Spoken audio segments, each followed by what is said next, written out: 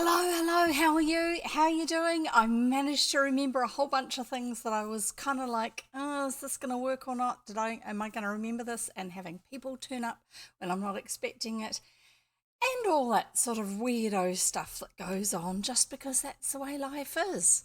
Um, yeah, so hi, how are you? Great to have you here. Um, there was something I was going to look at. I was going to check something and I'm trying to remember what it was. I hope I remember soon. Anyway, at least I've got the microphone working and I've got the chat working. We're doing well. Great to have you here, Squirrel. Great to have you here too, Jonathan. You guys know each other, don't you? From here, even if it's not from anywhere else. Um, just chat amongst yourself for a moment or two. I'm just doing a little bit of stream housekeeping, i.e., kicking a bot.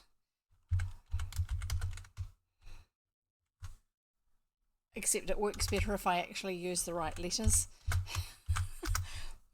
And if you're ever dealing with bots, copy and paste the name rather than actually typing it out, because some of them have been coded by very clever people who recognize that if we're looking at little tiny letters on a screen when we're streaming, we don't always see clearly just what the actual pieces were we were meant to be looking at.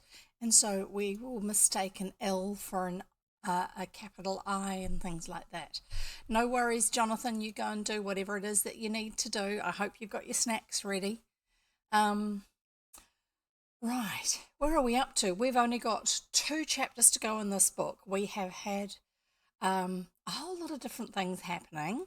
We've got one chapter today and then one next time, which should be, if nothing else interrupts, it should be on Monday, my time. This is.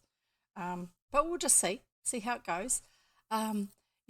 So Squibble's saying, just reorganizing my links today and tidying up while I listen. Awesome, go for it. That's the sort of thing that I end up doing when I'm watching other people streaming too. It's nice to have some company when you're doing those sort of things. So where did we get up to last time? We had the chapter called Films and Clouds, and the children, what did they do? They were trying to develop some photos, which actually worked. They were developing some photos of um, pictures that they had taken when they were visiting the castle in one of its previous times before it had been left to rack and ruin, I suppose, or destroyed by somebody.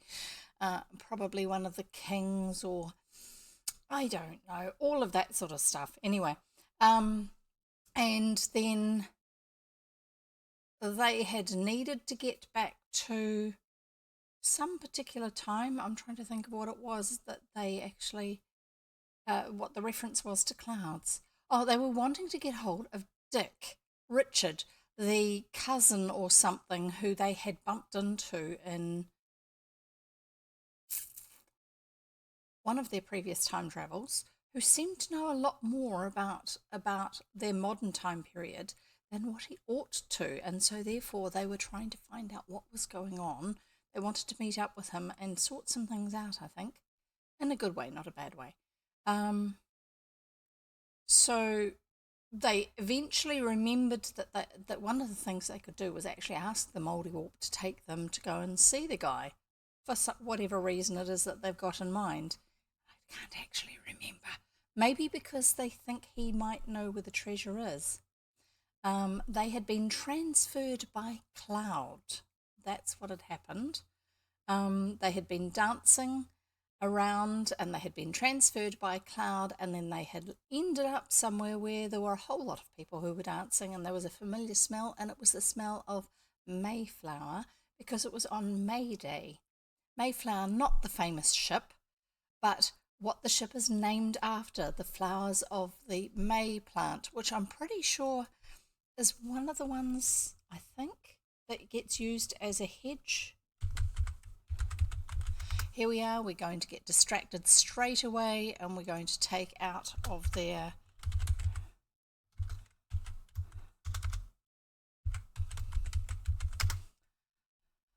Have you any idea how hard it is to find something called Mayflower when there is such a famous ship that was part of the founding of America? It's quite difficult. There's also a car called a Triumph Mayflower, which is also not what we're after. Let's try putting in the word plant. No, not planned, but plant. Your fingers just sort of automatically type some things. Oh, it's not a hedgy type thing. Oh, let's find out about it a little bit more. Trailing arbutus. Herald of Spring. Let's see what it says. It always intrigues me because the plants that grow easily here in New Zealand, some of them are ones that come from Europe, such as England, the English countryside, and some of them are ones that are very specific to New Zealand. They are native plants here.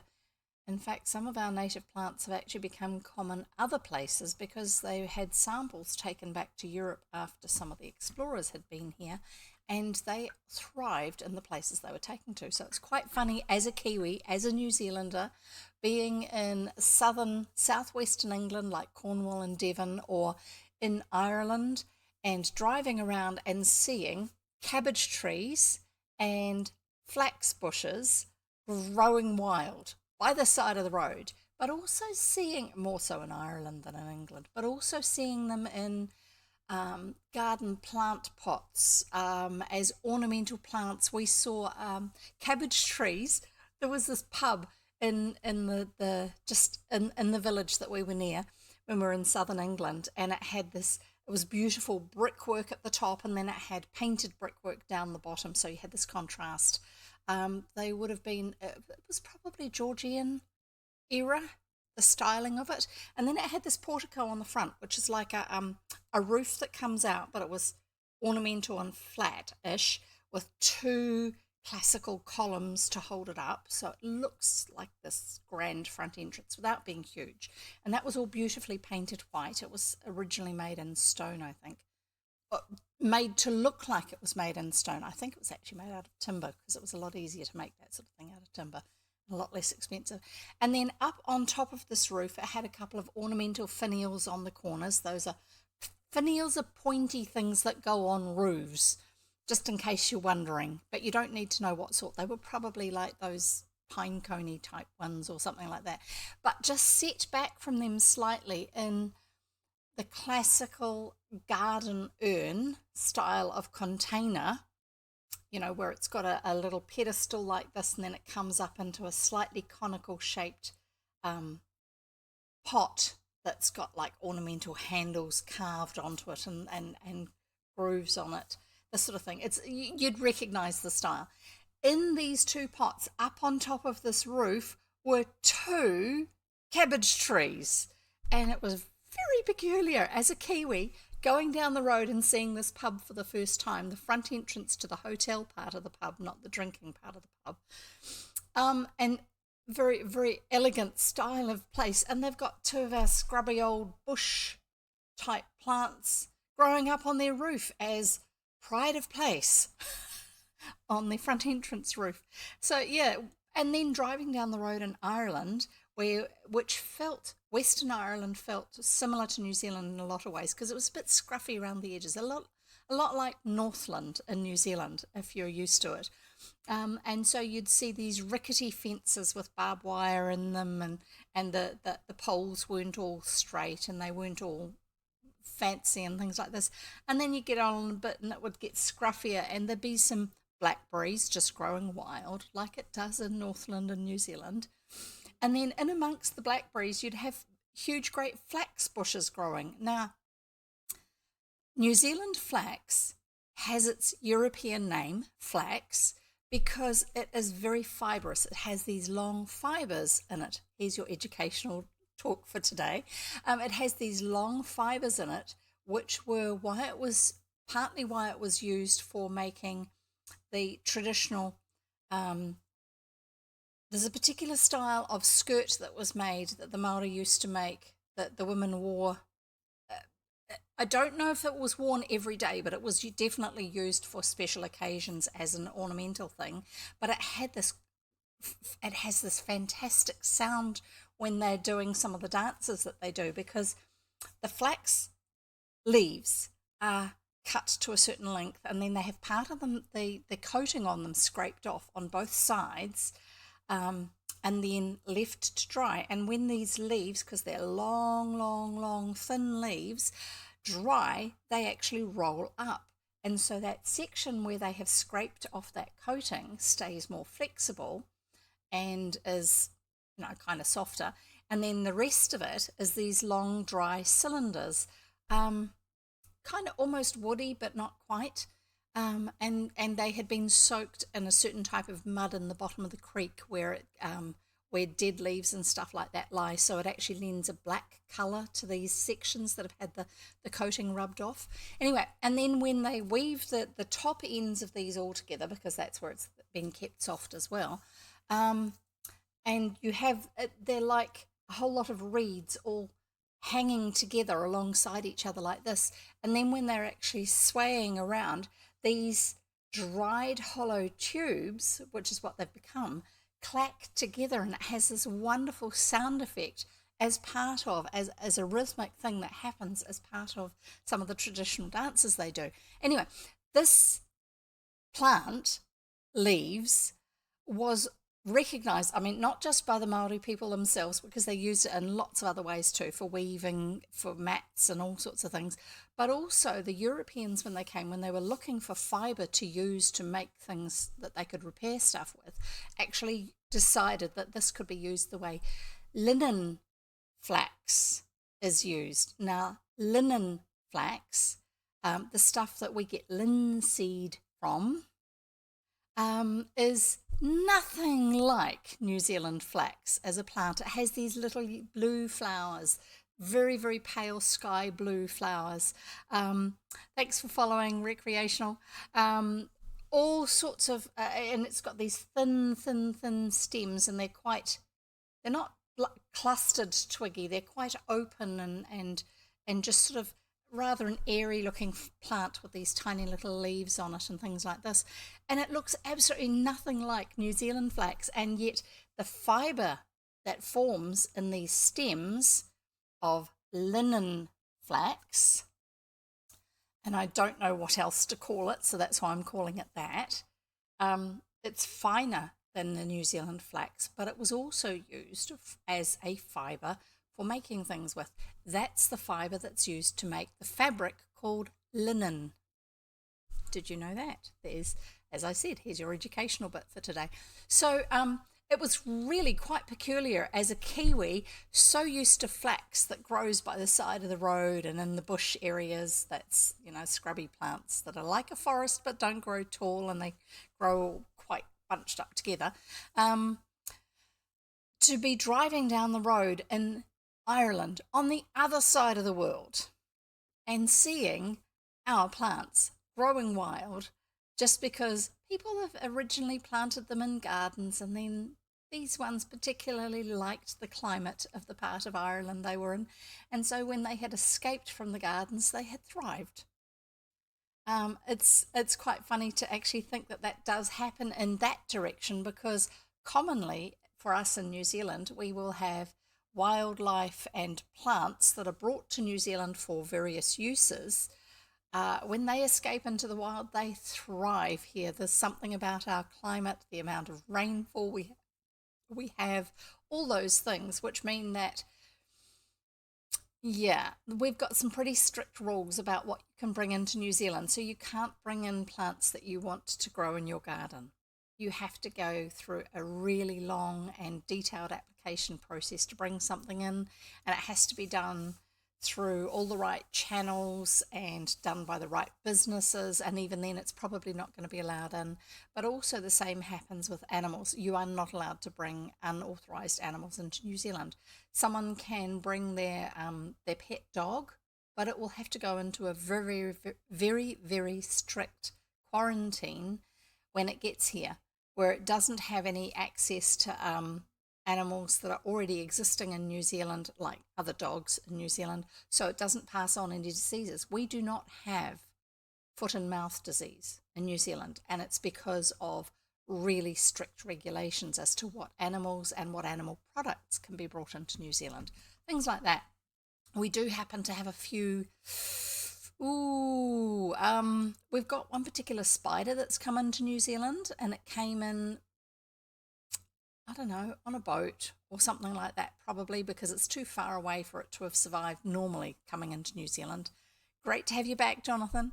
All you've missed is some gardening lessons, gardening education. Um, and so that's the white-tailed spider. Apparently, it is an Australian spider, and supposedly it isn't actually dangerous, but the reality is it can give a nasty bite, which in itself, technically, the medical people say doesn't cause a problem. But the bites, as far as I know, always get infected. And so you'll actually end up, people who've had a bite from one of these white-tailed spiders will end up with an area of skin that will blister, like one big blister, and be quite itchy and sore. And it will take quite a long time for it to settle down and to heal up. And sometimes the flesh underneath the skin can go a bit yucky too.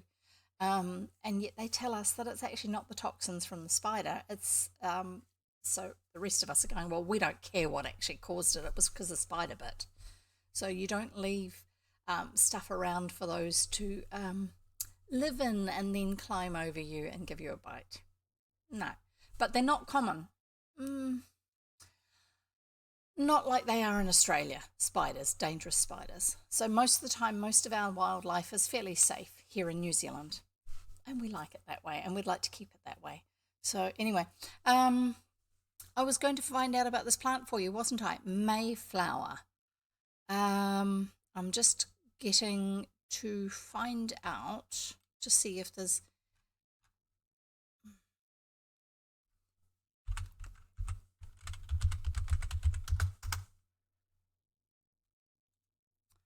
to see if I can find out what the flower is.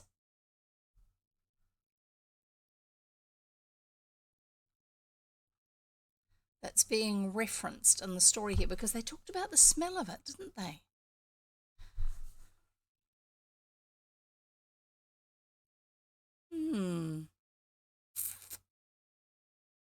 Ha, there you go. That's why I didn't know. And yes, it does have a strong smell. The Mayflower, the flower behind the name. Here we go. Although I'm just reading from someone's article. Although I'm a Canadian, I was brought up on stories of the Pilgrims and how they sailed across the Atlantic in 1620 on a boat called the Mayflower. Blah, blah, blah, blah, blah, blah, blah, blah, blah, blah, blah, blah, blah. But I'm not a historian. I'm a plant geek who's curious about all aspects of plants. And go away, pop-up. Sorry, it just wants me to subscribe. All I'm trying to read is one article. I'm curious about all aspects of plants, so I wanted to know what's the story behind the name of their ship, the Mayflower, and I discovered some interesting facts. The flower behind the name. And I am taking a cue. What happens if you bite them back? They will just keep biting you until you kill them. So yeah, not really a good thing. Sorry. I lost my train of thought. If you're new here, I have ADHD and autism, and the two of them means that I try to dig deep on information because I love finding out about things, but it also means that I get distracted very, very easily. So here we go. Some interesting facts. The flower behind the name, the lily of the valley, still known as Mayflower, in many areas inspired the name of the ship, the Mayflower. The plant the English called Mayflower back in the 1600s was in fact a plant most gardeners know well today, but by another name. The lily of the valley, widely distributed through most of northern and central Europe, this plant normally bloomed in early May, which explains part of its botanical name. Convallaria means of the valley. Majoris means of May. In England, the Mayflower was considered the symbol of the month of May. And in this story, the Mayflower is not the North American Mayflower, which is the only one I was finding at first when I started searching, which is probably named after the boat and the people arriving on the boat. maybe, or because of when it flowers. So I was going to say to you, I've got somebody in the family who says that. I was going to say, what I was going to say was I can actually take a little bit longer with this part of it today because this chapter is, yes, it's a slightly long chapter, but it's not a really long chapter. So we should be okay for timing. Anyway, so just I'm trying to spot where my clock is because I moved it, my on-screen clock. And yes, I am slurping. This is my coffee. It's my slightly unusual coffee, not my usual iced coffee, nor my usual flat white, which is like a latte but slightly different, and is very originally comes from New Zealand and Australia. Flat white does. So this one is, yes, it's a double shot of espresso, and then because I've run out of milk, I put in a lot of hot water. So it's a long black, and then on top of that, because at this time of day when I've had a bit of a headache,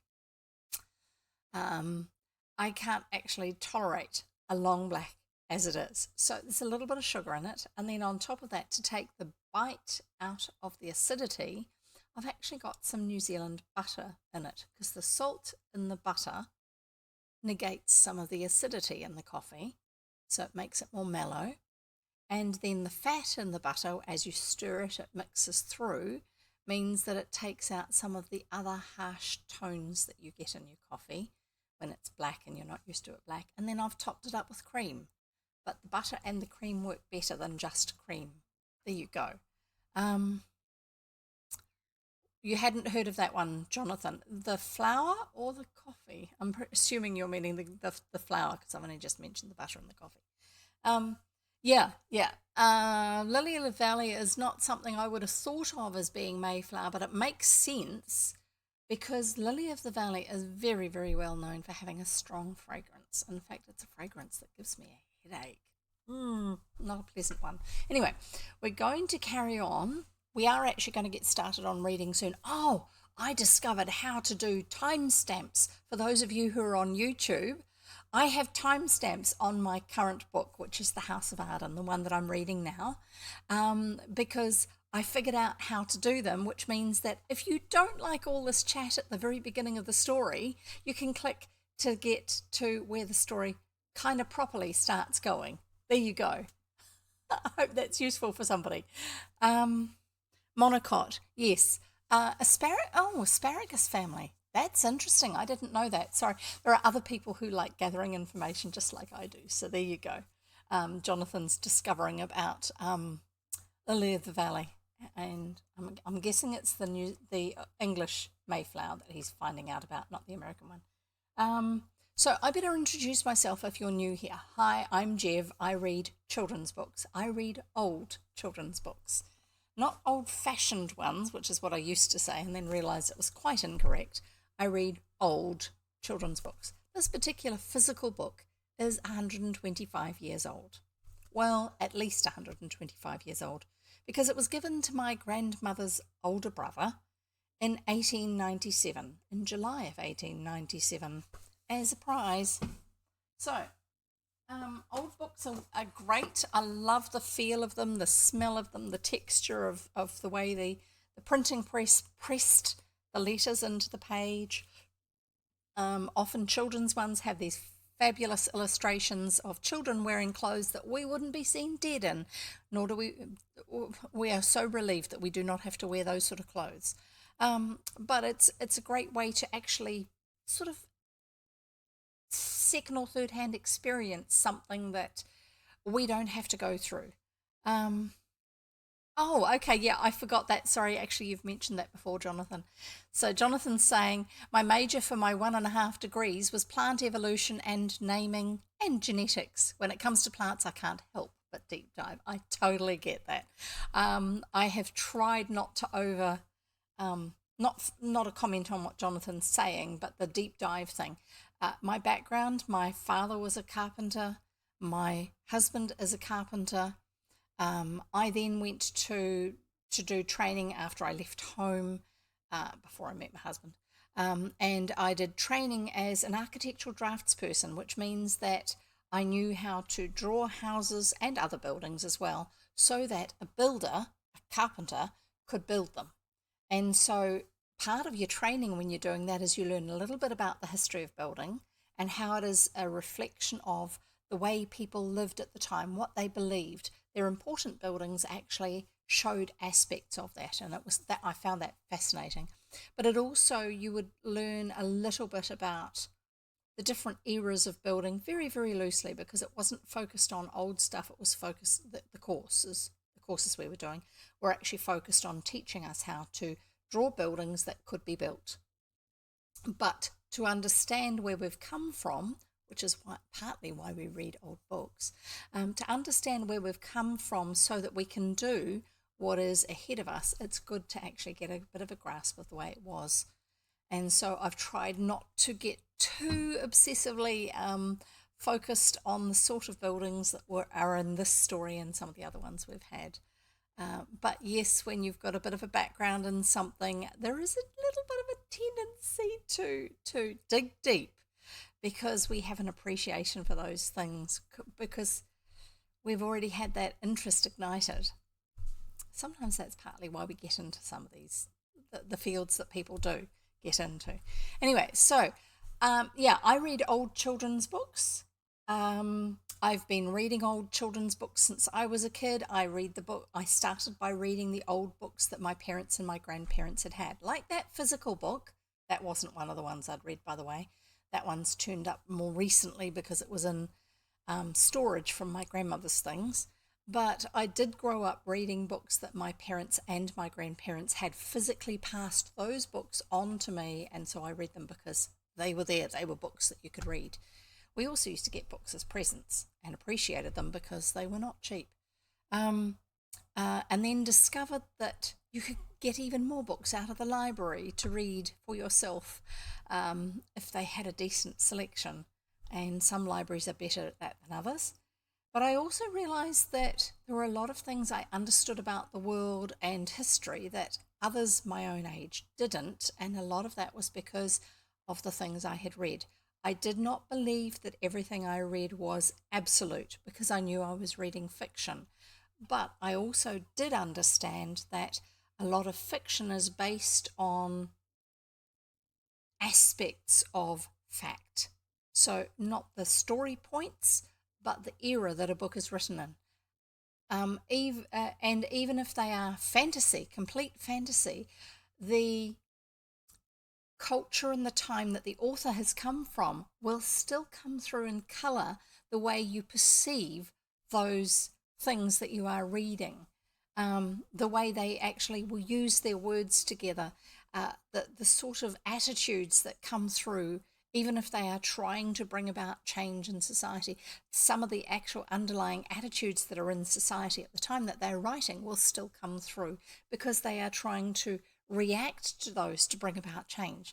And so all of those things mean that, yes, we can read a book for complete and absolute pleasure, for no other reason than that, but we can still learn a lot. And so why not? And it's all lost information otherwise. What it used to be like. It's like a form of time travel. Speaking of time travel, there's a book that we're going to be reading in a moment. We're a little bit behind time, sorry. I'm just going to open up this next to me. Yes, I'm still getting used to where that is. And I've already spoken for half an hour. Oh my goodness, I didn't think it was going to be that long today. Right, so I have my 3 tips. Thanks, Blue.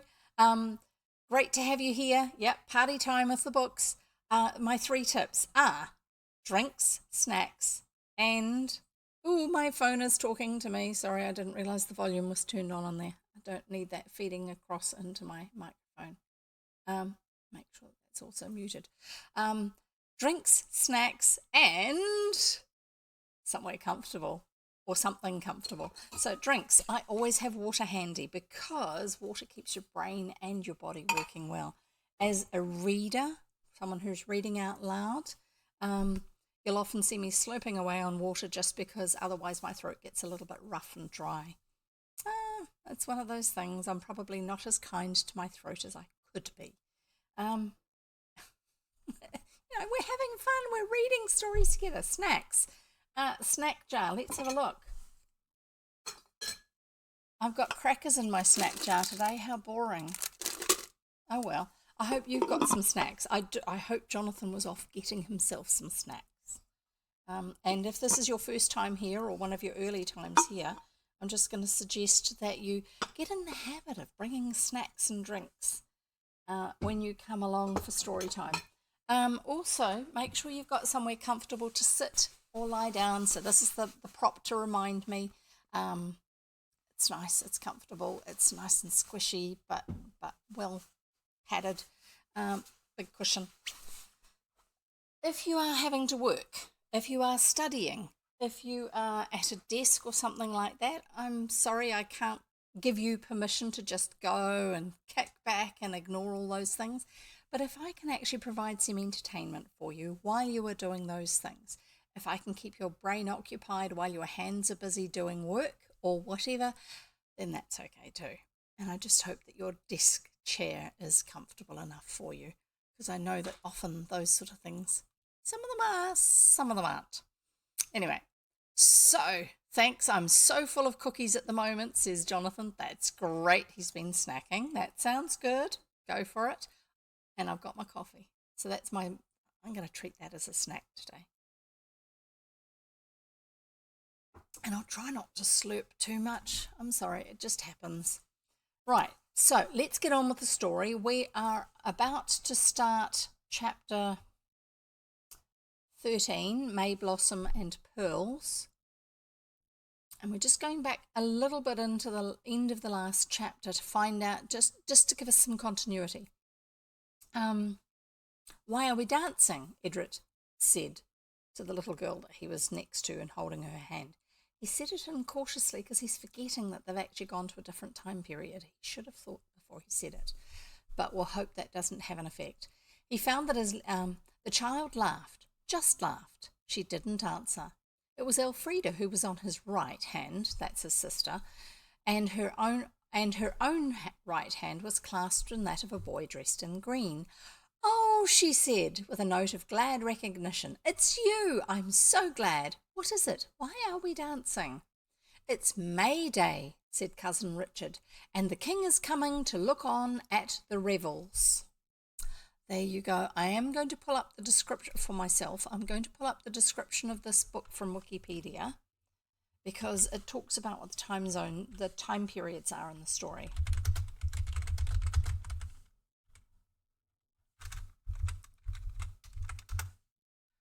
And if you wished, it's got very, very little information about this book, actually. Some books you get a lot of information on, and other ones it's just like, nah, we don't think that's important enough for you to know. So there's the link to the little bit I'm looking at. It's mainly because it's got this time period thing here. So this section of the book, it says here about 1535, a May Day celebration with Anne Boleyn and Henry VIII. So I'm not going to read any further into that because I'm going to maybe spoil it for you. I don't really want to do that. Anyway, let's carry on with reading. And I'm not even going to get into all of the details of it. It's May Day. The king is coming to look on at the revels. What king, says Elfrida. Who but King Harry, he said. King Harry and his new queen. That was but of late the Lady Anna Boleyn. Anyway, so here we go. I'm jolly glad to see you, says Edred. Not now, says Dick earnestly. Not a word now. It is not safe. And besides, here comes the king. Next chapter, May Blossom and Pearls. Here we go. The king came slowly on a great black horse, riding between the green trees. He himself wore white and green like the May bushes, and so did the gracious lady who rode beside him on a white horse, whose long tail almost swept the ground, and whose long mane fluttered in the breeze like a tattered banner. The lady had a fine face, proud and smiling, and as her brave eyes met the king's, even the children could see that, for the time at least, she and the king were all the world to each other. They saw that in the brief moment when, in the whirl of the ringed dance, their eyes were turned the way by which the king came with his queen. So they're dancing. They happen to look in the right direction from where the king's coming from. Sorry. Sometimes the way she phrases things just makes me stop and think a bit first, and then we carry on. I wish I didn't know so much history, gasped Elfrida through the quick music. It's dreadful to know that her head. She broke off in obedience to an imperative twitch of Richard's hand on hers. This is why they were in the Tower of London, Elfrida showing off her her understanding of history from what she's been learning at school. She knew a little bit about the gunpowder plot, where it was to happen, when it was to happen, who was involved. So she was considered to be, and the family that she was with, her ancestors, were considered to be conspirators, co-conspirators. She was meant to be learning not to say that sort of thing, and now here she is nearly saying it again. I wish I didn't know so much history. Yeah, that's good. It's dreadful to know that her head. Oh. She broke off in obedience to an imperative twitch of Richard's hand on hers. Don't, he said. I have not to think. And I've heard that history's all lies. Perhaps they'll always be happy like they are now. The only way to enjoy the past is not to think of the future. The past's future, I mean. And I've got something else to say to you presently, he added, rather sternly. The ring broke up into an elaborate figure. In other words, the circle of dancers sort of broke into pieces and was moving around into different patterns. A lot of old dancers have patterns as part of them. The children found themselves fingering the coloured ribbons that hung from the maypole. That makes sense.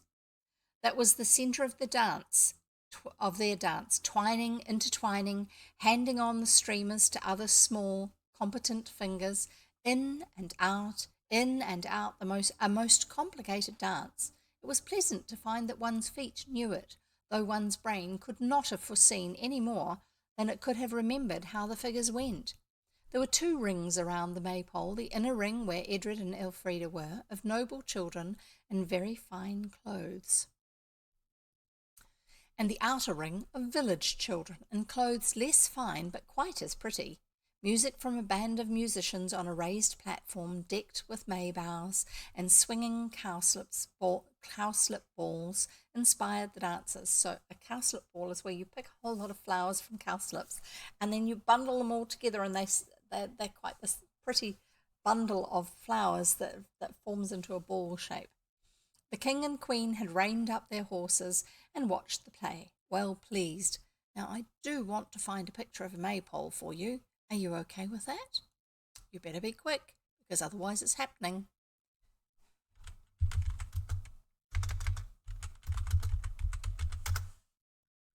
This is quick if you don't want to hear about it.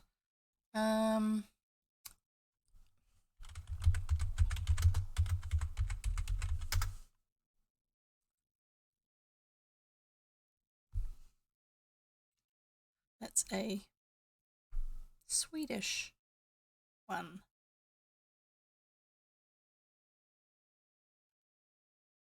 I've seen the European maypoles still up in villages for different things. Let's see. This one might be useful because it is older. It's not fancy. It's not really old because it's a photograph, obviously.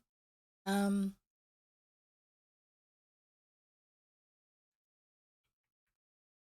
the right folder.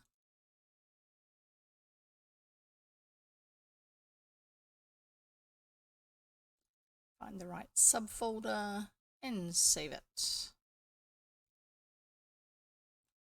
And now we shall find the right picture.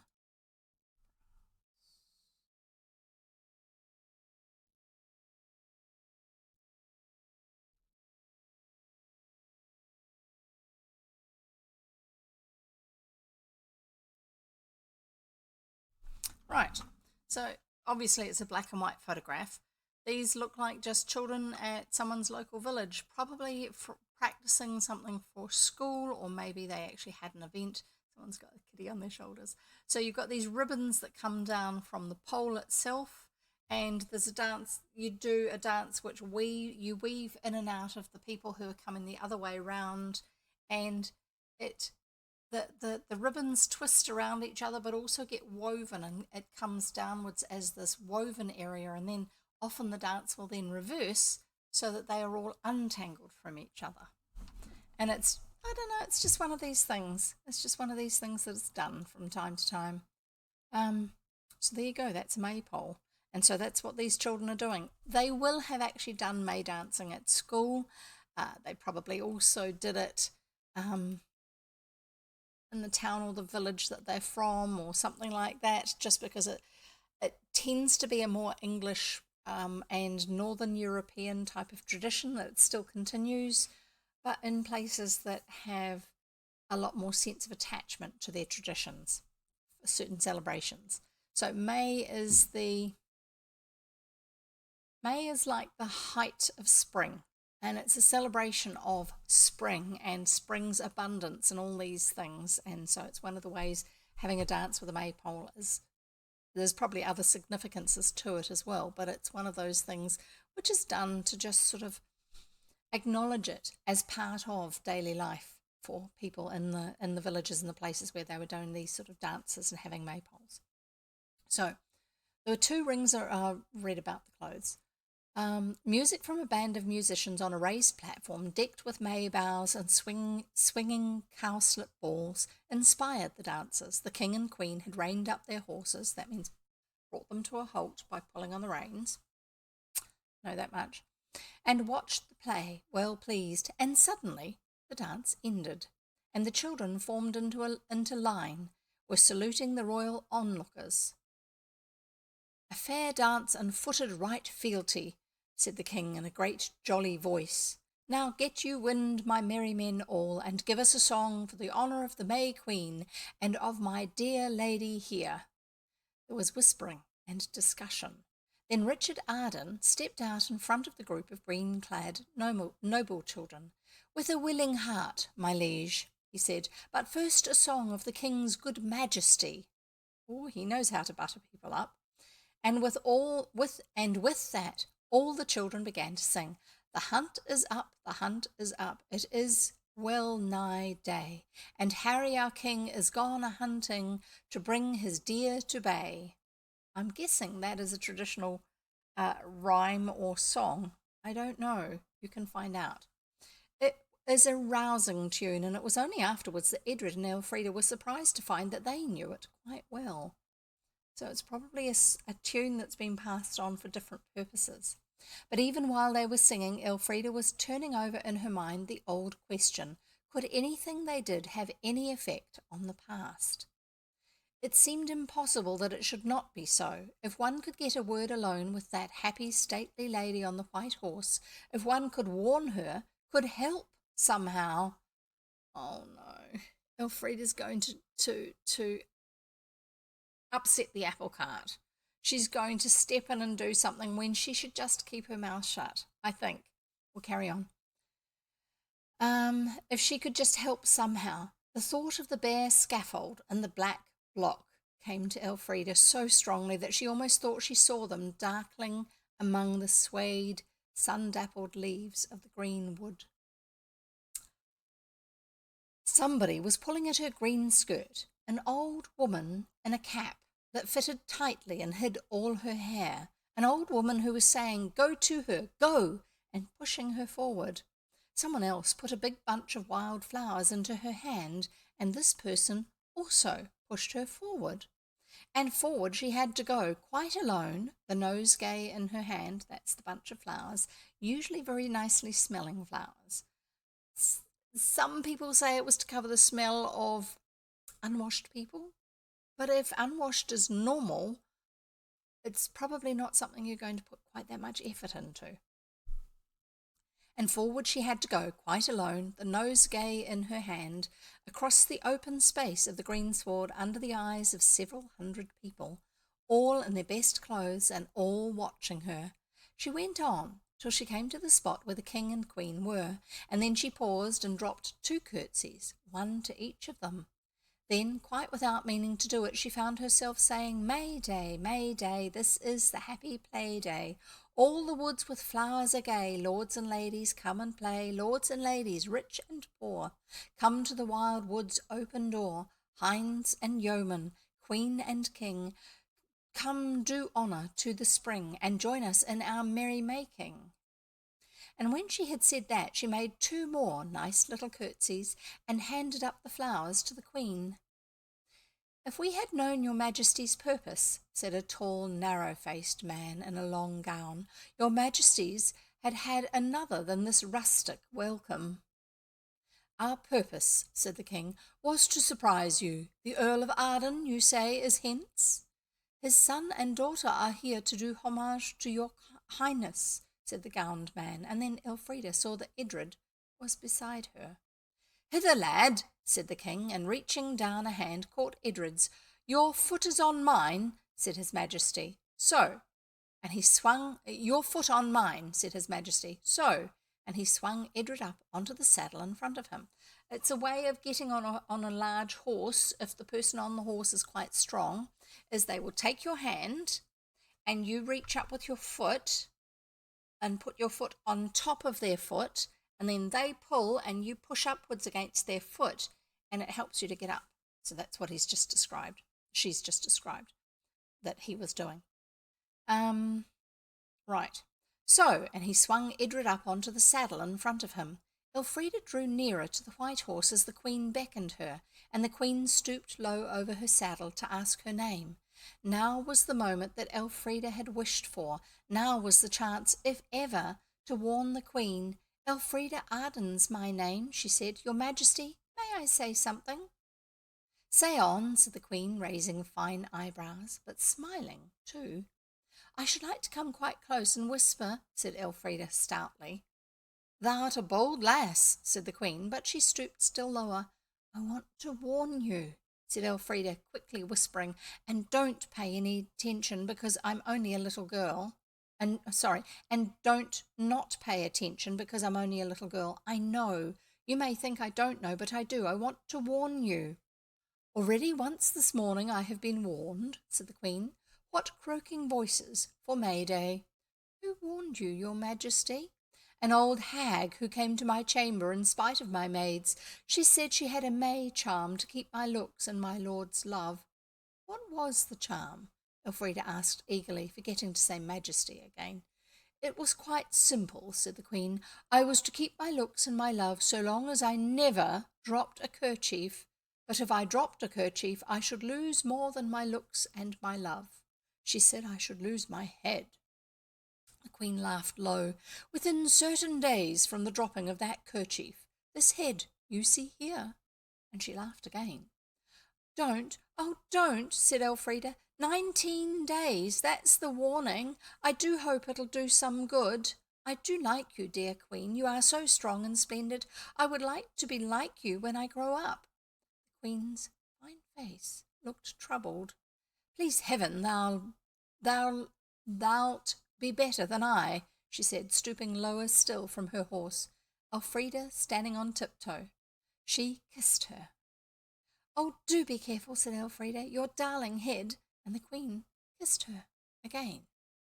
Then a noise rather like bagpipes rose shrill and sudden, and all drew back, making room for the rustic maids and swains to tread the country dance. Other instruments joined in, and suddenly the king cried, A merry tune that calls to the feet.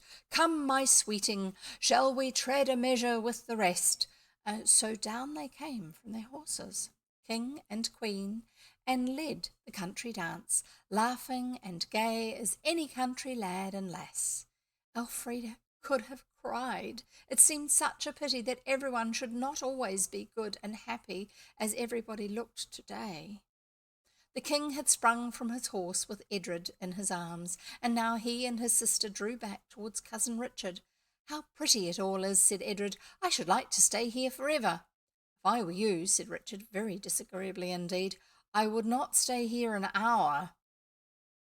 Why? Is it dangerous? Will they cut our heads off? Not that I know of, said Cousin Richard, still thoroughly disagreeable.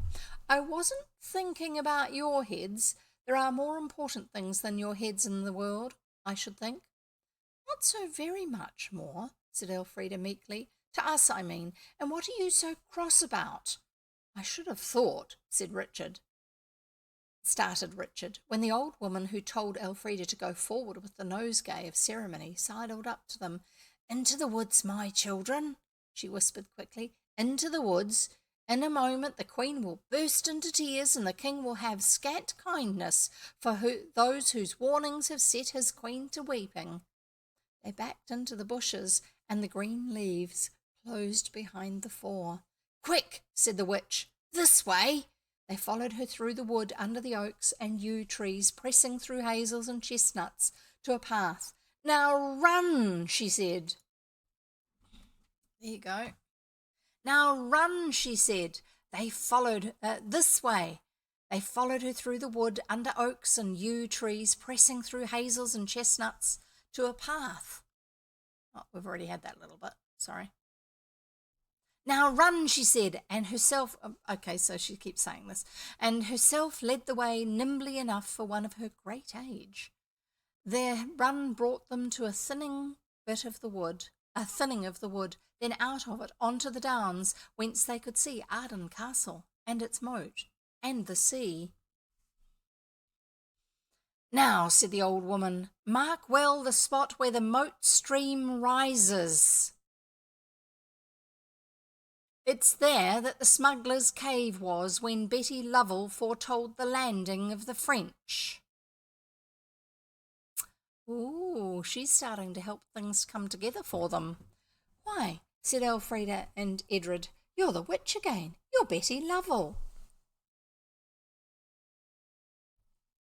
Who else? Said the old woman. Now call on the Mouldiwarp and hasten back to your own time, for the King will raise the country against the child who has made his sweeting to shed tears, and she will tell him she keeps nothing from him, and yet she won't tell him about the kerchief. She will, and when she drops it on that other May Day at Greenwich, he will remember. Come, call your Mouldiwarp and haste away. But we've only just come, said Edred. And what's Elfrida been up to? Oh, bother, said Elfrida. I want to know what Richard meant about our heads not being important. Your heads will be most important if you wait here much longer, said the witch sharply. Come, shall I call the Mouldiwarp, or will you? You do it, said Elfrida. I say, Dicky, what did you mean? Do tell us, there's a dear. Betty Lovell was tearing up the short turf in patches and pulling the lumps of chalk from under it. Help me, she cried, or I shan't be in time. So they all helped. Couldn't Dick go with us if we have to go, said Elfrida suddenly. No, said Richard, I'm not going to. So there. Why? Elfrida gasped, tugging at a great piece of chalk. Because I shan't. Then tell us what you meant before the Mouldiwarp comes. You can't, said a little voice, because it's come now. Everyone sat back on its heels and watched, where out of the earth the white Mouldiwarp was squeezing itself between two blocks of chalk into the sunlight. Why, I hadn't said any poetry, said Elfrida. I hadn't made the triangle and the arch, said old Betty Lovell. Well, if ever I did. I've been here, said the mole, looking round with something astonishingly like a smile of triumph. All the time. Why shouldn't I go where I do please, nows and again? Why should I always wait on your bidding, eh? It asked a little pettishly. No reason at all, said Elfrida kindly. And now, dear, dear Mouldiwarp, please take us away. A confused sound of shouting, mixed with the barking of dogs, hurried her words a little. The hunt is up, said the old witch nurse. I don't hold with hunting, said the Mouldiwarp hastily, nor yet with dogs. I never could abide dogs. Drat the nasty, noisy, toothy things. Here, come inside. Inside where? Asked Edred. Inside my house, said the mole. Ooh, yes, he's quite sassy, is this mole. And then whether they all got smaller or whether the crack in the chalk got bigger, they never quite knew. Does it remind you of anyone? Alice in Wonderland or Through the Looking Glass? But they found themselves walking that crack one by one. Only Elfrida got hold of Richard's hand and held it fast, though he wriggled and twisted to get it free. I'm not going back to your own times with you, he said. I'll go my own way. Where to? Said Elfrida. To wherever I choose, said Richard savagely, and regained possession of his own hand. It was too late. The chalk had closed over them all. As the chalk had closed so thoroughly that not a gleam of daylight could be seen, you might have expected the air they had to breathe to be close and stuffy. Not a bit of it. Coming into the Mouldiwarp's house out of that May sunshine was like coming out of a human house into the freshness of a May night. But it was darker than any night that ever was. Elfrida got hold of Edred's hand and then of Richard's. She always tried to remember what she was told, and the Mouldiwarp had said, always hold hands when there's magic about. Richard let his hand be taken, but he said quite sternly, You understand I mean what I say. I won't go back to their times with them. You were much nicer in James the First's time, said Elfrida. Then a sound like thunder shook the earth overhead, an almost deafening noise that made them thrill and hold each other very tight. It's only the king's horses and the king's men hunting for you, said the Mouldiwarp cheerfully, because they're riding across the top on their horses, the thunder of their hooves on the thin turf above the chalk. Now I'll go and make a white clock for you to go home on. You sit where you be and don't touch nothing till I be coming back again. Left alone in the fresh, deep darkness, Elfrida persisted in her questions. Why don't you want to come with us to our times? I hate your times. They're ugly. They're cruel, said Richard. They don't cut your head off for nothing anyhow in our times, said Edred, and shut you up in the tower. They do worse things, Richard said. I know. They make people work 14 hours a day for 9 shillings a week, so that they never have enough to eat or wear, and no time to sleep or to be happy in. They won't give people food or clothes or let them work to get them, and then they put people in prison if they take enough to keep them alive. They let people get horrid diseases till their jaws drop off so as to have a particular kind of china. Do you know what that's referencing, Jonathan? Because I don't. Richard is a union child. Okay. So as to have a particular kind of china. Women have to go out to work instead of looking after their babies, and the little girl that's left in charge drops the baby and it's crippled for life. This sounds like Victorian period that he's talking about. Oh, I know. I won't go back with you. You might keep me here. You might keep me there forever, he shuddered. I wouldn't, and I can't help about people working and not enough money and that, said Edred. Something to do with uranium, glass, and paint. Possibly. Yeah, I'm wondering if it's like the women licking the paintbrushes when they're doing the glow-in-the-dark paint on things. Richard is a union child. They should unionise. Yeah, does sound like that. Carrying on. Sorry. I'm only saying that to keep me focused. I don't mind what you guys are writing in the chat. I do appreciate it. I'm just reminding myself of where I got up to. That's all.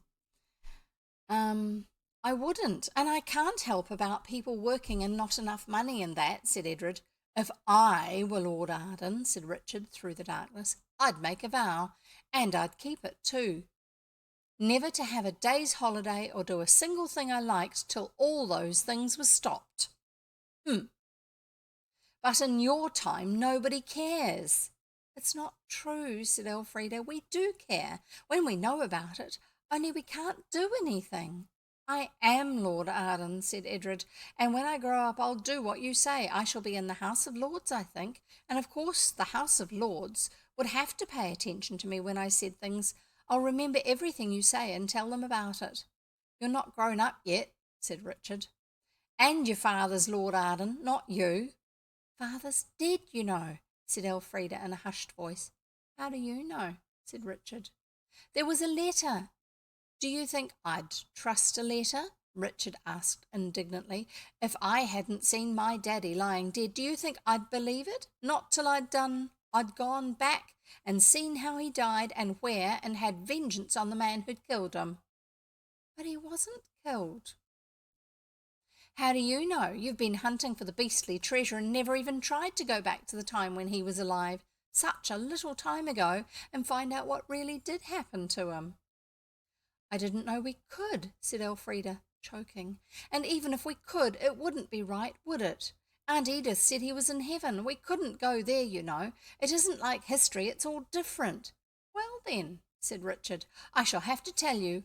You know, I rather took a fancy to you two kids that gunpowder plot time, and after you'd gone back to your own times, I asked Betty Lovell who you were, and she said you were Lord Arden. So the next time I wanted to get away from where I was, I gave orders to be taken to Lord Arden. Orders? To be taken to Lord Arden, and it— Come along, do, dear, said the sudden voice of the Mouldiwarp. The clock's all ready. A soft light was pressing against their eyes, growing, growing. They saw now that they were in a great chalk cave, the smuggler's cave. Edred had hardly a doubt, and in the middle of its floor of smooth sand was a great clock face, figures and hands and all made of softly gleaming pearls set in ivory. Light seemed to flow from this and to be reflected back on it by the white chalk walls. It was the most beautiful piece of jeweller's work that the children, or I imagine anyone else, had ever seen. The Mouldiwarp has a lot to work with here because he's in a cave made out of chalk, and chalk is white. Sit on the minute hand, said the Mouldiwarp, and home you go. But I can't go, said Edred grimly, till I've heard what Richard was saying. You'll be caught then by the king and his soldiers, said the witch. I must risk that, said Edred quite quietly. I will not go near the white clock till Richard has told me what he means. I'll give him 1 minute, said the Mouldiwarp crossly. Not no more than that. I'm sick to death of it, so I am. Oh, don't be cross, said Elfrida. I bain't, said the Mouldiwarp, not under my fur. It's this chop and change, and I will and I won't, as makes me worritable. You remember at the beginning of the book it talked about how he spoke with different accents? Well, let's just use that as an excuse for my changing accent. Tell me, what did you mean about my father? Edred said. I tried to find you. I asked for Lord Arden. What I found wasn't you. It was your father. And the time was your time, July 1908. Oh, sorry. I missed a connection there. What I found wasn't you. It was your father. And the time was your time, July 1908. What? Cried Edred and Elfrida together. Your father, he's alive, don't you understand? And you've been bothering about finding treasure instead of about finding him. Daddy, alive? Elfrida clung to her brother. Oh, it's not right, mixing him up with magic and things. Oh, you're cruel. I hate you. I know well enough. I shall never see my daddy again. You will if you aren't little cowards as well as little duffers, said Richard scornfully. You go and find him. That's what you've got to do. So long. And with that, before the Mouldiwarp or the nurse could interfere, he had leapt onto the long pearl and ivory minute hand of the clock and said, home, just as duchesses and other people do to their coachmen or footmen. And before anything could be done, the hands of the clock began to go round and round, slowly at first, then faster and faster, till at last they went so fast that they became quite invisible. The ivory and pearl figures of the clock could still be seen on the sand of the cave. Edred and Elfrida, still clinging together, turned appealing eyes to the Mouldiwarp. They expected it to be very angry indeed, instead of which it seemed to be smiling. Did you ever see a white mole smile? No, but then perhaps you have never seen a white mole. And you cannot see a smile without seeing the smiler. except, of course, in the case of Cheshire cats. "He's a bold boy, a brave boy," said the witch. "Ah," said the Mouldiwarp, "he be summat like an Arden, he be." Edred detached himself from Elfrida and stiffened with a resolve to show the Mouldiwarp that he too was not so unlike an Arden as it had too hastily supposed. "Can't we get home?" Elfrida asked timidly. "Can't you make us another white clock or something?" "Waste not, want not," said the mole. "Always wear out your old clocks before you buys new uns. Soon as he gets off the hand, the clock'll stop. Then you can get on it and go safe home." "But suppose the king finds us?" said Elfrida. "He shan't," said Betty Lovell. "You open the chalky door, Mouldy, my love, and I'll keep the king quiet till the young people's gone home." "They'll duck you for a witch," said the Mouldiwarp, and it did not seem to mind the familiar way in which Betty spoke to it. "Well, it's a warm day," said Betty. "By the time they get me to the pond, you'll be safe away, and the water'll be nice and cool." "Oh, no," said Edred and Elfrida together. "You'll be drowned." And Edred added, "I couldn't allow that." "Bless your silly little heart," said the Mouldiwarp. "She won't drown. She'll just get home by the back door, that's all. There's a door at the bottom of every pond if you can only find it." So Betty Lovell went out through the chalk to meet the anger of the king with 2 kisses on her cheeks. The children had given her a kiss.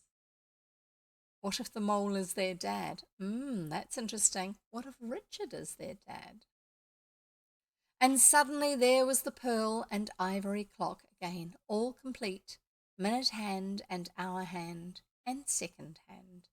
Edred and Elfrida sat down on the minute hand, and before the Mouldiwarp could open its long, narrow mouth to say a word, Edred called out in a firm voice, "Take us to where Daddy is," for he had learned from Richard that white clocks can be ordered about.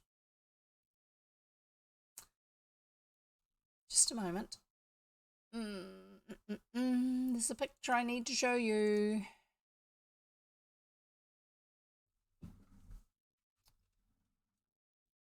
There you go. There's a white clock. There's the little Mouldiwarp right there, tiny little mole. And then there's the children. Except that there's 3 children. I thought there were only 2 who were going to be on the clock this time. Sorry, I'll just make it a little bit smaller so you can see it past me. There you go. And the minute hand of pearl and ivory began to move faster and faster till if there had been anyone to look at it, it would have been invisible. But there wasn't anyone to look at it, for the Mouldiwarp had leapt onto the hour hand at the last moment and was hanging on there by all its claws. Ooh. So, I could see that he doesn't want to go back to responsibilities. I think so. They draw the mole so great every time. Yeah, I love the mole illustration here. I might actually just see if I can bring it up bigger so you can just see the mole. Hang on, I have to get back to the right bit.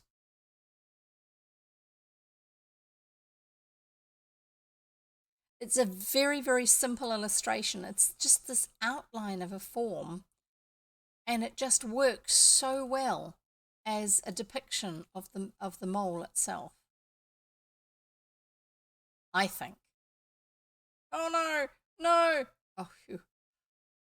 No, don't do that. For some reason, it jumps around when I try to move it.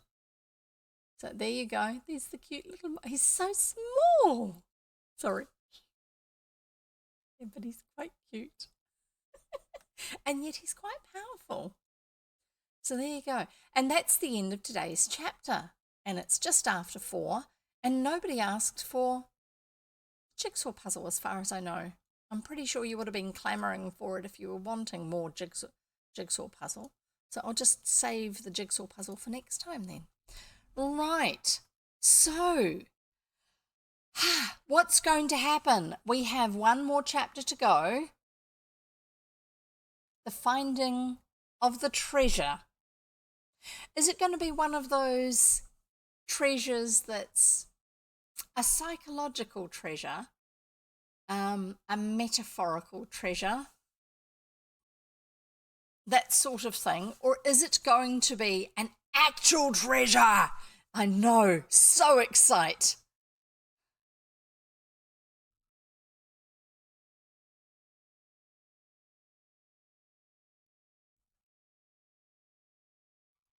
It's just one of the, it's like, oh my goodness. I have no idea. So excited. Um, I'm very intrigued to find out how she's going to resolve this one. And I am really pleased that she's actually done a sequel to it. But I think it's not a sequel as a connected story. So, like, you've got two different things that have something in common. Is it the, is it Arden House? Arden Castle? The title? The Mouldy Warp? The Witch?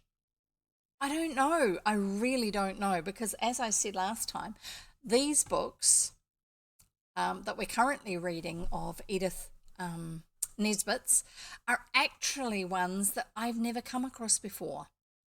It could be about Richard, except that the title is, hang on, let's see if I can find it.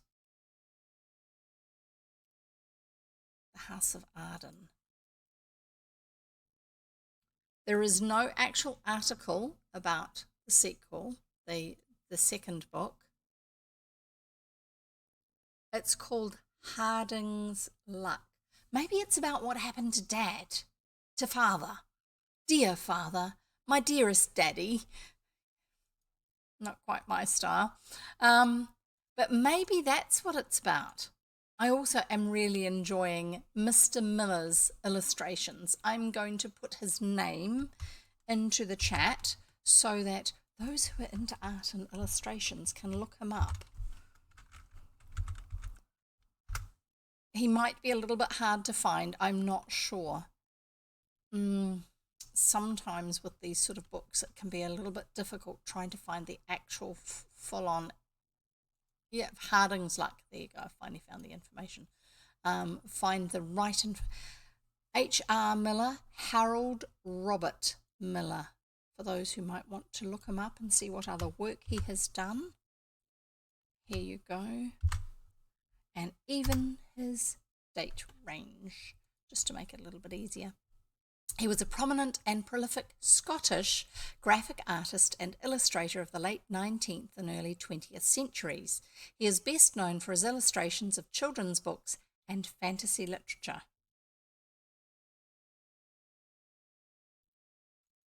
His work has a lively, imaginative charm and a distinctive sense of design. Absolutely, charm all the way.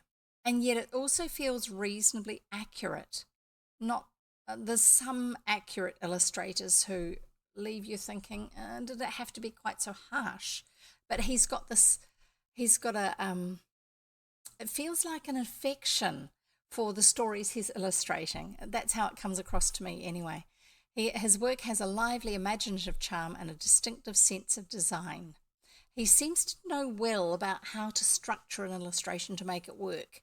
Yes, I am filling in time. Why do you ask? So he is a native of Dumfries in Scotland. You can look it up on the map. The Shire of Dumfries. So it's the area around there. It's like I'm in Auckland region. Technically, I'm actually in Auckland City too.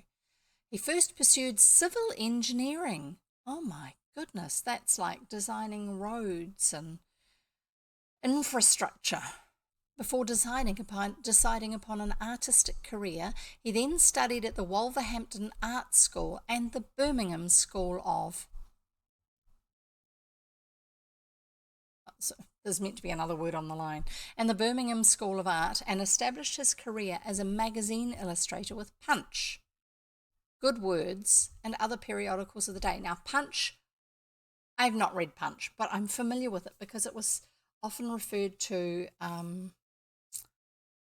by my grandmother for some reason, the one whose brother had that book that I showed you before. And also there were illustrations, not by this guy, but another person. Punch launched the career of a number of illustrators who were excellent at what they did.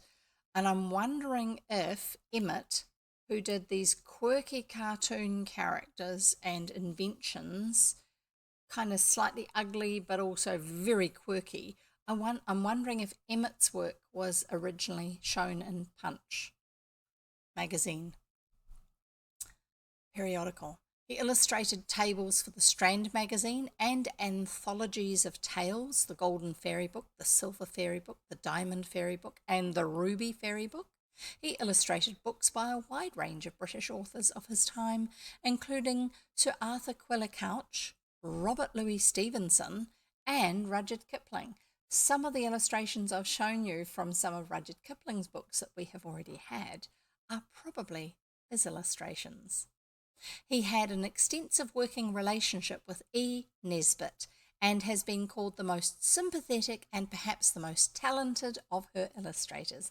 And I would have to say, they have enhanced the stories rather than detracting from them. And the only time I have had any hesitation was that illustration of the clock with all three children sitting on it instead of either one or two. So I've got all three instead. Sorry, yeah, I'm having trouble with numbers today. And I'm not going to read you the list of books. You can actually search on Project Gutenberg, which I didn't tell you got Project Gutenberg. I didn't give you that link today, did I? Nor did I give you a Codex link. So Project Gutenberg,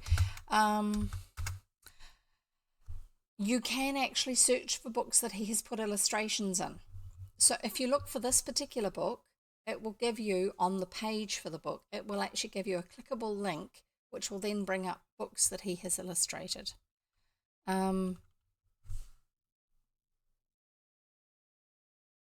Yep, that's it. Right, so I don't need to tell you any more about him, but I will tell you about Codex. So over here, those of you watching on Twitch will see the logo for Codex with my personalization on it for my channel. And there is the link for Codex's Discord. So Codex is a group of people who read public domain books. I specifically read children's books. The other Codex readers, sometimes read children's books. Most of the time they read adult books written not specifically for children, i.e. adults books, just because there's a lot more of them. It's easier and it's a different sort of a target market. And the idea that I have with what I read is that it is something that is going to be safe and comfortable and possibly even familiar for grannies with their grandkids who are a little bit scared of the internet but are trying to be adventurous and find out a bit more. Give them something that they connect with so that they can have a safe place before venturing further with their discoveries about the internet and how you can actually find all sorts of good stuff, not just bad stuff. Anyway, so Codex readers, there's 15 readers, I think, at the moment. I'm not too sure. If you join the Codex server, you can get to know the readers themselves as well as other people who enjoy listening to their reading, and find out when book club is going to be on and movie club and that sort of thing. But also, if you look on my About page on Twitch, there is a section there about Codex and there are links to all of the Codex readers' Twitch channels. So if you follow each of those links and give those readers a follow, then Twitch will tell you when they go live. So I don't do anything except for reading and chatting with you guys before and after I'm reading and that sort of stuff. I don't tend to do games and stuff, but most of the other readers will also do something else, such as playing games and all that sort of stuff. And we're a fairly mixed bunch, actually. I'm the only one in New Zealand as far as I know. We have Canadians, North American, various other North Americans, I suppose, Americans. We have people who are teachers, librarians, audiobook narrators, voice actors, and I don't know what else. So, like I say, there's a really wide variety. Some people have really exciting reads and others have very laid back and peaceful ASMR style of reading where you just immerse yourself in this, and it's a nice, chill, quiet place to be. So, yeah, something for everyone, basically. There's also like graphic novel type manga, I think it is, being read, stuff that is available for public reading, that sort of thing. Huge range. So do check out the rest of the Codex readers, give them a follow, subscribe to them. If and by the way, if you are a Twitch Prime, no, not Twitch, Amazon Prime member, did you know that you have a free subscription that you can use on Twitch each month? You can keep subscribing to the same person, or you can subscribe to somebody else. There you go, and it won't cost you any extra. Otherwise, you can put money into supporting those people that you want to support, but you don't have to. The other thing you can do is also find out if they've got a tip facility, such as I Use Coffee, KO-FI. And you can see it down there on the screen below. There's a link for it somewhere, and I don't know where, but if you go to my profile on my About section on Twitch, you'll find it. And if you're listening to all of this on YouTube, wonderful, great for having you here and part of the listening experience. If you want to be more actively involved, then the way to do that would be to actually come over to Twitch and join us there when I'm reading live. I don't have a problem with you wanting to just watch the video.